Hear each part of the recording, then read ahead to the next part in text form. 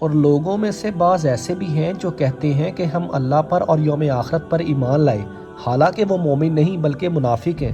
وہ اللہ اور ایمان والوں کو دھوکہ دینا چاہتے ہیں، لیکن در حقیقت وہ اپنے آپ کو دھوکہ دے رہے ہیں جس کا انہیں شعور نہیں۔ ان کے دلوں میں منافقت کی بیماری ہے، اللہ نے ان کی بیماری کو بڑھا دیا ہے اور ان کے لیے دردناک عذاب ہے، اس لیے کہ وہ جھوٹ بولتے تھے۔ اور جب انہیں کہا جائے کہ زمین میں فساد نہ پھیلاؤ تو کہتے ہیں ہم تو صرف اصلاح کرنے والے ہیں۔ خبردار، بے شک یہ خود فساد پھیلانے والے ہیں مگر انہیں شعور نہیں ہے۔ اور جب منافقوں سے کہا جائے ایمان لاؤ جیسے مخلص لوگ ایمان لائے ہیں تو کہتے ہیں کیا ہم ایمان لائیں جس طرح بے وقوف ایمان لائے ہیں؟ خبردار، بے شک وہ خود بے وقوف ہیں مگر انہیں علم نہیں ہے۔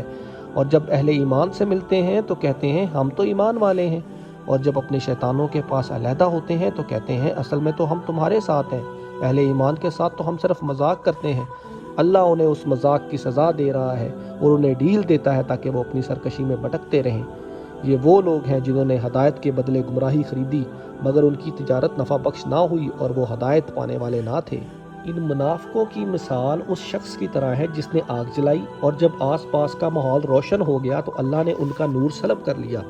اور ان کو اندھیروں میں چھوڑ دیا کہ انہیں کچھ دکھائی نہیں دیتا۔ یعنی ان منافقوں کی مثال ایسی ہے جیسے کسی نے تاریکی میں آگ جلائی، اور جب آس پاس کا ماحول روشن ہو گیا تو بعض لوگوں نے اپنی آنکھیں بند کر لیں، اب روشنی کے باوجود انہیں کچھ دکھائی نہیں دیتا۔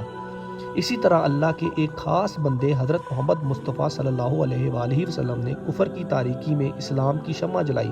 اور جب اسلام کی روشنی سے ماحول جگمگانے لگا،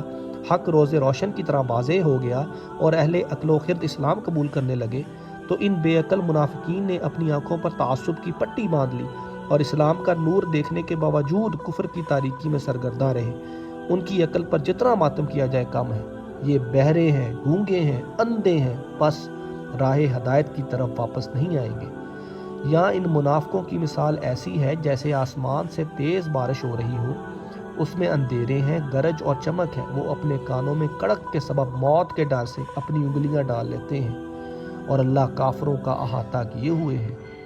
قریب ہے کہ بجلی ان کی بینائی اچک لے جائے، جب بجلی ان کے لیے چمکتی ہے تو اس میں چلنے لگتے ہیں، اور جب ان پر اندھیرا چھا جاتا ہے تو کھڑے رہ جاتے ہیں، اور اگر اللہ چاہتا تو ان کے کان اور آنکھیں لے جاتا، بے شک اللہ ہر چیز پر قادر ہے۔